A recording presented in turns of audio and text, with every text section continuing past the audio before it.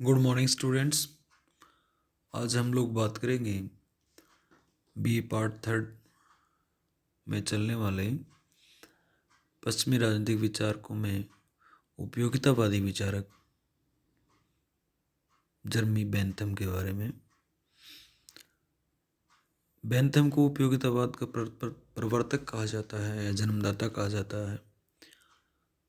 यद्यपि उपयोगितावादी दर्शन का क्रमबद्ध रूप से प्रतिपादन सर्वप्रथम डेविड ह्यूम ने किया था। उसके बाद प्रेस्टले, हचसन, होलवेक आदि प्रमुख उपयोगितावादी विचारक थे जिन्होंने इसको आगे बढ़ाया। लेकिन सभी विचारकों में उपयोगितावादी दर्शन का व्यापक रूप में प्रतिपादन तथा राजनीति के क्षेत्र में इसे लागू करने का श्रेय अगर किसी विचार को जाता है तो उसका नाम है बेंथम। कभी कभी उपयोगितावाद को बेंथमवाद भी कहा जाता है। बेंथम का जन्म 1784 में लंदन में हुआ। 1832 में इनकी मृत्यु हो गई। 15 वर्ष की आयु में इन्होंने स्नातक की डिग्री ली और इन्होंने अपने जीवन में बहुत सारी पुस्तकें लिखी। लेकिन इनकी कुछ पुस्तकें बहुत प्रसिद्ध हैं, जैसे fragments of government, introduction to the principle of moral and legislation 1789 में लिखी, फ्रांस की क्रांति के समय, principle of international law, manual of political economy, essays on political tactics 1791 में लिखी। इन किताबों में उन्होंने अर्थशास्त्र के बारे में, राजनीति के बारे में, विधायिका के बारे में, गवर्नमेंट के बारे में, विधि के छात्र थे ये। और 1772 में इन्होंने वकालत को छोड़ दिया और विधि शास्त्र तथा न्याय शास्त्र के क्षेत्र में लेखन का कार्य प्रारंभ किया। उपयोगितावाद जो विचारधारा है, उपयोगितावादी विचारधारा, वो जॉन बेंथम के चिंतन की आधारशिला है एक प्रकार से। बेंथम ने उस समय जो ब्रिटेन में तत्कालीन समय में जो भी नैतिकता प्रचलित थी उनकी सारी धारणाओं का खंडन कर दिया और उपयोगितावाद को नैतिकता तथा मानवीय जीवन का आधार बनाया। लेकिन बेंथम ने ईश्वरीय इच्छा, प्राकृतिक विधि और अंतःकरण, इन सबको व्यक्तिगत या आत्मगत कल्पनाएं माना और ये कहा कि मनुष्य को जो कुछ अच्छा लगता है उसी को ईश्वरीय इच्छा, प्राकृतिक विधि और अंतरात्मा के अनुकूल कह देता है। ईश्वरीय इच्छा, प्राकृतिक विधि या अंतरात्मा के संबंधों में प्रामाणिक रूप से हमारे द्वारा कुछ भी नहीं कहा जा सकता, इसलिए ये सभी धारणाएं निरर्थक हैं। बेंथम सुखवाद में विश्वास करता है।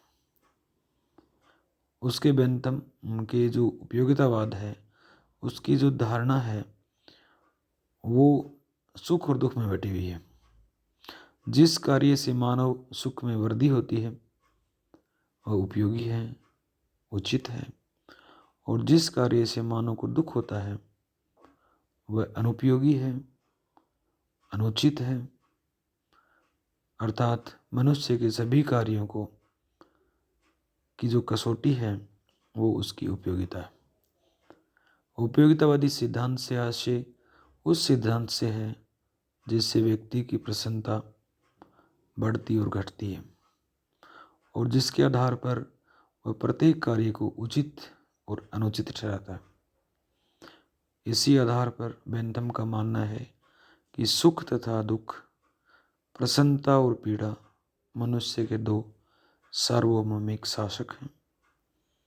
बेंथम कहता है कि प्रकृति ने मानव को सुख दुख नामक दो प्रभुत्व पूर्ण स्वामियों के अधीन कर दिया है।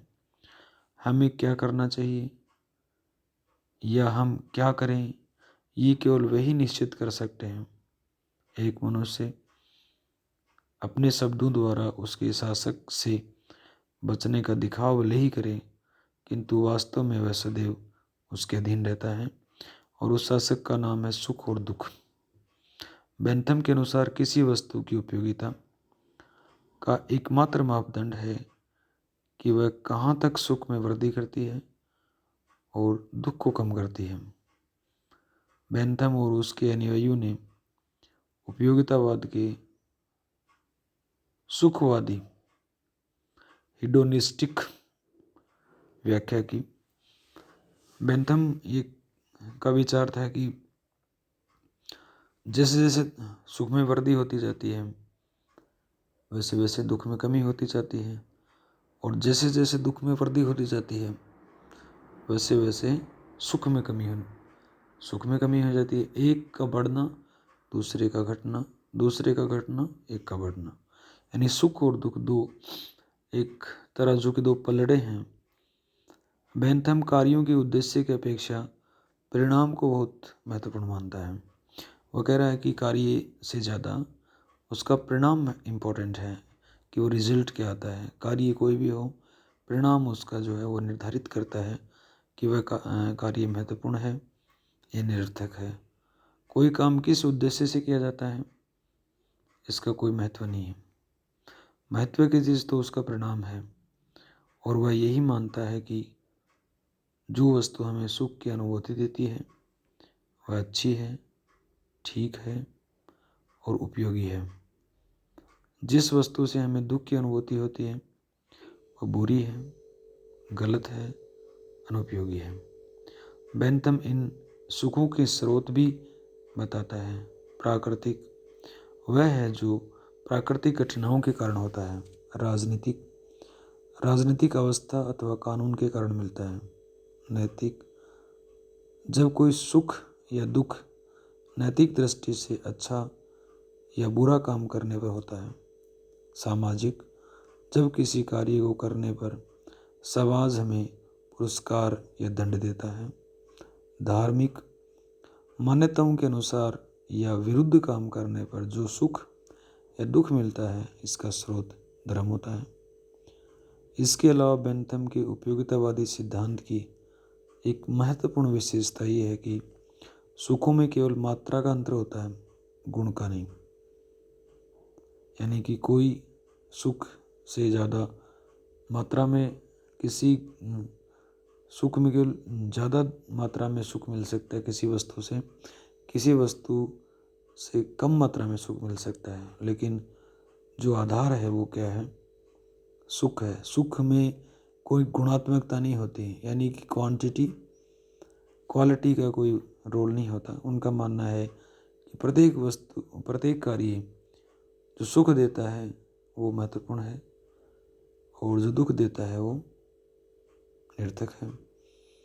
उसमें कोई क्वालिटी का कोई रोल नहीं है, यानी कि क्वांटिटी इम्पोर्टेंट है। किस कार्य से कितनी मात्रा में सुख मिलता है और किस कार्य में कितनी मात्रा में दुख मिलता है, ये सब डिसाइड करता है। मनुष्य के कार्य करने का उद्देश्य सुख की प्राप्ति होता है, और मनुष्य सदैव सुख से प्रेरित होता है और दुख से बचना चाहता है। इसके अनुसार विभिन्न सुख एक दूसरे से कम या अधिक हो सकते हैं, किंतु गुण में भिन्न नहीं होते। यदि उपयोगिता के सिद्धांत के अनुसार सुखों के बीच गुणात्मक अंतर मान लिया जाए, तो उपयोगितावाद अच्छाई का मापदंड नहीं रहेगी, और फिर हमें अच्छाई का कोई दूसरा मापदंड ढूंढना पड़ेगा। अगर बेंथम का मानना है कि अगर हम गुणवत्ता को देखने लग जाएं, कि जैसे कोई व्यक्ति ताश खेल करके सुख प्राप्त करता है, कोई व्यक्ति कविता पाठ करके सुख प्राप्त करता है, दोनों से सुख मिल रहा है। बेंथम ये कह रहा है कि अगर उतनी मात्रा में सुख ताश खेलने से मिलता है और उतनी मात्रा में सुख कविता पाठ करने से मिलता है, तो दोनों कार्य समान है। लेकिन जो विचारक क्वालिटी या गुणवत्ता पर बल देते हैं वह कहते हैं कि जिस सुख से कुछ क्रिएटिव पैदा नहीं होता, जिस सुख से कुछ सर्जन पैदा नहीं होता, वो एक प्रकार से सूकर का सुख है, सुअर का सुख है, मूर्ख का सुख है या अचेतन मन का सुख है। और जिस सुख से सुख भी मिलता है और नया या नवीन सृजन भी होता है, वह गुणात्मक कार्य है, मल्टीपल होता है और वह एक प्रकार से बौद्धिक सुख है और एक प्रकार से सुकरात का सुख है। लेकिन बेंथम का मानना है कि सुख की मात्रा समान होने पर भी पुष्पिन एक प्रकार से बच्चों का खेल है, पुष्पिन भी उतना ही श्रेष्ठ है जितना कि काव्य पाठ। अभी विचारधाराओं में बेंथम का आनंद मापक पद्धति भी है, जिसके अनुसार सुख और दुख को मापा जा सकता है। सुख और दुख को मापने के संबंध में वह कहता है कि सुख और दुख को मापने के लिए 7 बातों पर ध्यान दिया जाना चाहिए। जैसे तीव्रता, किस सुख की तीव्रता ज़्यादा है, किस सुख की तीव्रता कम है। अवधि, कौन सा सुख कितनी मात्रा में मिलता है। निश्चितता, किस सुख में निश्चितता है, कौन सा सुख अनिश्चित है, किस सुख में निकटता है। उत्पादकता क्या है, विशुद्धता क्या है और विस्तार क्या है। इन 7 मानकों के आधार पर सुख और दुख को मापा जा सकता है। उसके किसी कार्य की सामान्य प्रवृत्ति सुख में वृद्धि करता है या नहीं वृद्धि करता है। बेंथम जिन 7 आधारों की बात करता है उनमें से पहले 6 बातें व्यक्तिगत सुख दुख की मापक हैं, लेकिन समूह अथवा बहुमत के व्यक्तियों के सुख का परिणाम निकालने के लिए विस्तार पर भी ध्यान दिया जाता है। इसलिए बेंथम कहता है कि व्यक्ति के लिए कौन सा कार्य उपयोगी होगा, इसके लिए उसे 7 आधारों को अंक देकर अधिक अंक वाले कार्य अपनाने चाहिए। सुख और दुखों की गणना करके किसी निश्चित परिणाम पर पहुंचने के लिए बेंथम ने एक सूत्र दिया जो इस प्रकार है। समस्त सुखों के समस्त मूल्यों को एक ओर तथा समस्त दुखों के समस्त मूल्यों को दूसरी ओर एकत्र कर लेना चाहिए। यदि एक को दूसरे में से घटाकर सुख शेष रह जाता है तो वह कार्य ठीक है, लेकिन यदि दुख शेष रह जाता है तो समझ लेना चाहिए वह कार्य ठीक नहीं है।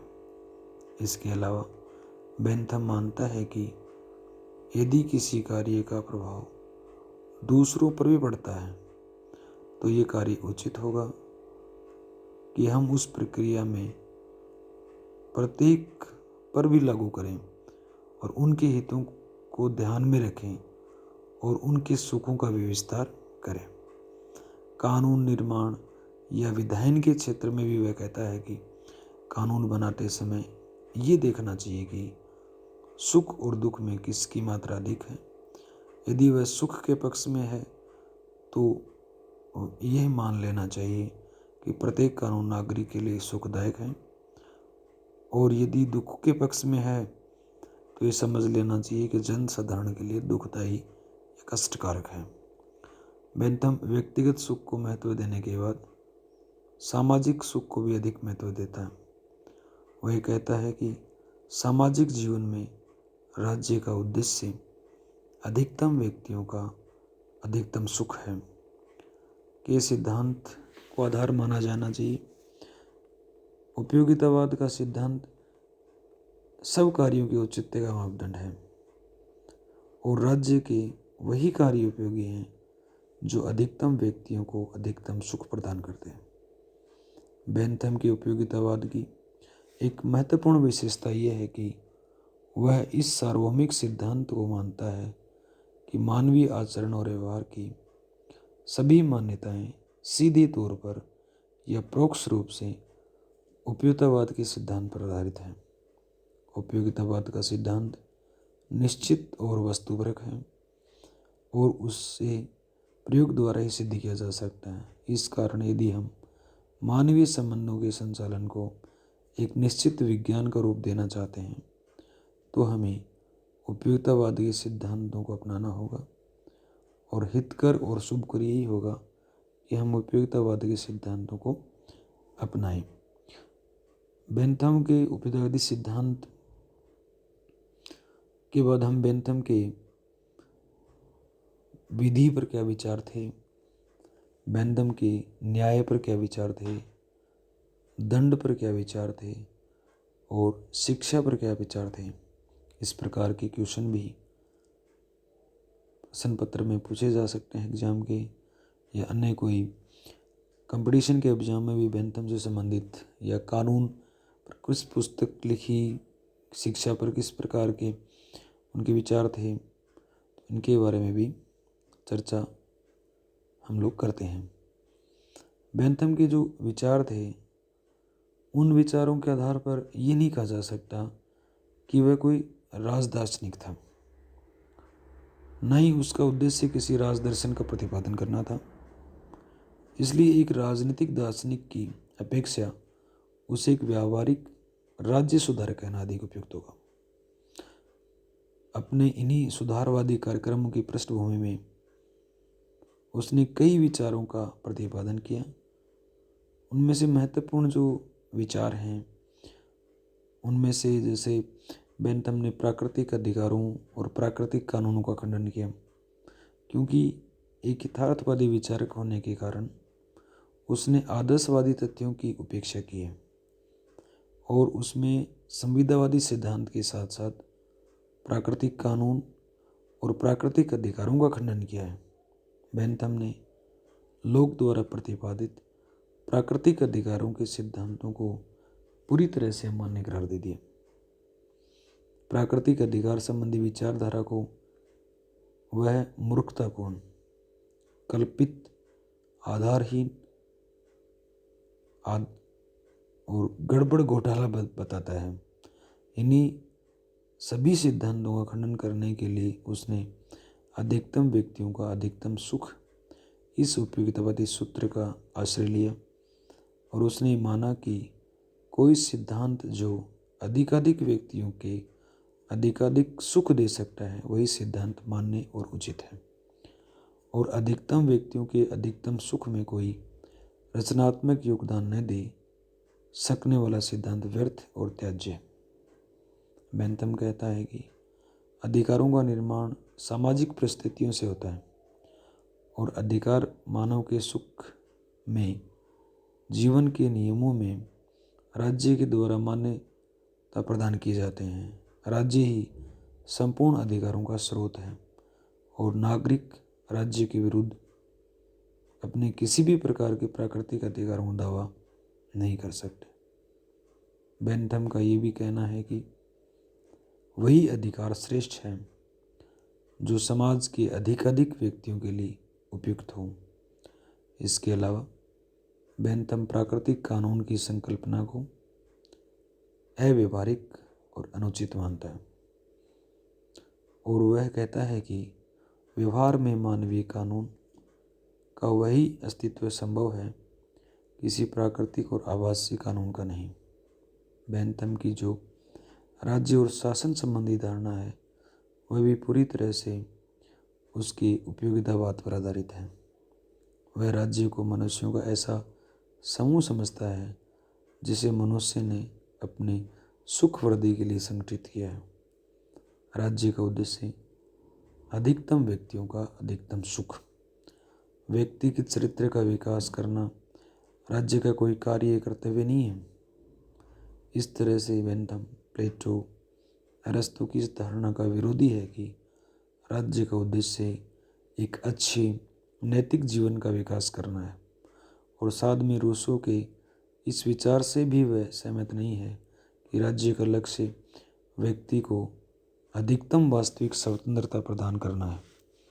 शासन के प्रकार के संबंध में उनका मानना है कि शासन का प्रकार चाहे जैसा भी हो, उसका प्रमुख सिद्धांत ये होना चाहिए कि वह अधिकतम व्यक्तियों को अधिकतम सुख प्रदान करे।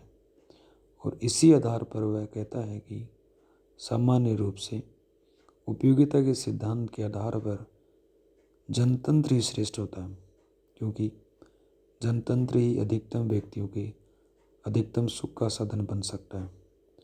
इसी आधार पर उसने ब्रिटेन के तत्कालीन संविधान को अपूर्ण माना। उसका कहना था कि चुने हुए प्रतिनिधि के स्वार्थ और आलस्य पर नियंत्रण रखा जाना चाहिए और प्रजातंत्र की पूर्णता के लिए प्रेस की स्वतंत्रता और धनिक वर्गों के प्रभाव को कम करना होगा। कानून और न्याय संबंधी धारणा बेंथम के विचारों में बहुत ही महत्वपूर्ण है। उसके अनुसार राज्य का एक विधि निर्माता निकाय होना चाहिए जो जनता के साथ इसका संबंध कानून द्वारा स्थापित हो सकता है। उसके जीवन का एक प्रमुख लक्ष्य तत्कालीन कानून पद्धति में सुधार करना था। वह राजनीतिक दार्शनिक से भी अधिक महत्वपूर्ण रूप से कानून का सुधारक था। उसका उद्देश्य सैद्धांतिक पद्धति तथा उपयोगिता के सिद्धांत के आधार पर कानून के क्षेत्र में उन पुरानी धारणाओं और अंधविश्वासों को दूर करना था जो प्रगति के मार्ग में बाधक और जनसाधारण के कष्टों के लिए उत्तरदायी थे। उनका मानना था कि कानून की उपयोगिता ही उसकी कसौटी है, अतः उनका पालन होना चाहिए। अपने विचार दर्शन के आधार पर वह कहता है कि प्रत्येक व्यक्ति को सर्वाधिक लोगों के सर्वाधिक कल्याण के उद्देश्य से बनना चाहिए और विधियों की उपयोगिता को 3 प्रकार से सिद्ध करने की बात करता है। पहला, वह राज्य के प्रत्येक नागरिक को सुरक्षा प्रदान करती है या नहीं। दूसरा, उसमें लोगों की आवश्यकता या वस्तुएं उचित मात्रा में उपयुक्त होने लगती हैं या नहीं। तीसरा, कि प्रत्येक नागरिक एक दूसरे के साथ समानता का अनुभव करता है या नहीं। इसके अलावा बेंथम कानून के सुधारों का भी प्रवर्तक है। उसने कानून में सुधार का आंदोलन लाया और ये कहा कि कानून जनता की आशा और आकांक्षा बुद्धि के विपरीत नहीं होना चाहिए। कानूनों का जनता ज्ञान होना चाहिए। कानूनों में विरोधाभास नहीं होना चाहिए। कानून सरल, स्पष्ट, सुबोध भाषा में होने चाहिए। कानूनों को व्यवहारिक होना चाहिए। कानूनों का पूर्ण रूप से पालन होना चाहिए। कानून भंग करने के लिए आवश्यक दंड व्यवस्था होनी चाहिए, क्योंकि कानून भंग करके बच निकलना समाज में अराजकता फैलाता है। बेंथम न्याय व्यवस्था में भी महान सुधार का प्रयास करता है। उसे न्याय के प्रतिपादन और दलित वर्ग के लोगों को सुखी देखने की तीव्र अभिलाषा थी। एक प्रकार से देखा जाए, बेंथम राजनीतिक दार्शनिक से भी अधिक महत्वपूर्ण रूप से कानूनी सुधारक था। इंग्लैंड की तत्कालीन न्याय व्यवस्था में अनेक गंभीर दोष थे और ऐसा माना जाता था कि न्याय व्यवस्था ऐसी थी जिसे किसी भी सभ्य समाज के लिए अपमानजनक कहा जा सकता था। बेंथम ने तत्कालीन व्यवस्था की आलोचना की और उसने कहा कि इस देश में न्याय बेचा जाता है और बड़े महंगे दामों पर बेचा जाता है। जो व्यक्ति मूल्य नहीं चुका सकता वह न्याय भी प्राप्त नहीं कर सकता। बेंथम के समय में जो दंड व्यवस्था थी वह बहुत ही अमानवीय और कठोर थी। बेंथम की मान्यता थी कि अपराध की मात्रा के अनुसार ही दंड दिया जाना चाहिए और छोटे मोटे अपराधों के लिए गंभीर अथवा मृत्युदंड देने से अपराध की संख्या में कमी नहीं होती, बल्कि उसकी मात्रा बढ़ जाती है। दंड का उद्देश्य व्यक्ति में सुधार होना चाहिए ताकि सामाजिक सुधार हो सके और केवल बदला लेने के उद्देश्य से दंड व्यवस्था नहीं होनी चाहिए। अधिक दंड देने से लाभ के बदले हानि की संभावना अधिक होती है। वह कहता है कि मृत्युदंड किसी को केवल तभी देना चाहिए जब उसके अतिरिक्त समाज सुधार का कोई अन्य उपाय नहीं बचे। दंड को मापने का पैमाना समाज कल्याण होना चाहिए और दंड अपराध की गंभीरता के उपयुक्त और परिस्थितियों के अनुरूप होना चाहिए। कोई भी दंड सार्वजनिक रूप से नहीं दिया जाना चाहिए ताकि जनता को अपराधी से भय और अरुचि हो। बेंथम का मानना था कि दंड देने से भावना या किसी प्रकार की दुर्भावना से काम नहीं होना चाहिए। इसके अलावा उसने सुझाया कि जेलें ऐसी होनी चाहिए कि वे यातना गृह के स्थान पर सुधार गृह के रूप में कार्य करें। साथ ही जेल में अपराधियों को कोई लाभदायक कार्य सिखाया जाना चाहिए जिससे कि वे बाहर आकर वे अपनी रोजी रोटी कमा सकें। साथ ही साथ अवकाश के समय में कैदियों को पढ़ने लिखने और नैतिकता और धार्मिक शिक्षा की सुविधा दी जानी चाहिए। जेल सुधार के लिए उसने एक आदर्श जेल का नमूना भी तैयार किया। इस आदर्श नमूने में जेल की इमारत गोलाकार होती है और बीच में जेल के गवर्नर के रहने का स्थान होता है। बीच में जो गवर्नर है अपने शीशे के कैबिन में कैदियों को दिनचर्या देखता है और जिस बंदी को सुधारने के लिए जैसे उपचार की आवश्यकता होती है वैसी व्यवस्था करता है। बेंथम ने शिक्षा के क्षेत्र में भी सुधार करने का प्रयास किया। उसने शिक्षा की पद्धतियों का सुझाव दिया। प्रथम, निर्धन और अनाथ बच्चों के लिए। दूसरा, उच्च वर्ग के बच्चों के लिए। बालकों के लिए उसकी चरित्र निर्माण, कला कौशल, व्यावसायिक शिक्षा की योजना प्रस्तुत की और वे चाहता था कि शिक्षा का भार राज्य वहन करे ताकि सर्वसाधारण के लिए शिक्षा की व्यवस्था हो सके। और उसने ये भी माना कि शिक्षा का उद्देश्य केवल ज्ञान की अभिवृद्धि न होकर जीवन को अनुशासित बनाना भी होना चाहिए। 2 प्रकार की शिक्षा व्यवस्था प्रस्तावित करने का उसका अभिप्राय था कि निर्धन बच्चों की व्यवस्था यदि राज्य करेगा तो इन बच्चों के जीवन स्तर को ऊंचा उठाने और इस जीवन से समाज से उपयोगिता और लाभ मिल सकता है। इस प्रकार देखा जाए बेंथम के विचारों में किसी राज्य दर्शन के निर्माण का सिद्धांत की अपेक्षा उपव्यवहारिकतावाद और सुधारों के प्रयास बहुत महत्वपूर्ण हैं। जीवन का कोई भी क्षेत्र नहीं ऐसा नहीं है जिस क्षेत्र में बेंथम ने सुधार के प्रयास नहीं किए। इस प्रकार से राजनीति विज्ञान में या राज्य में बेंथम के विचारों की बहुत अधिक प्रासंगिकता है।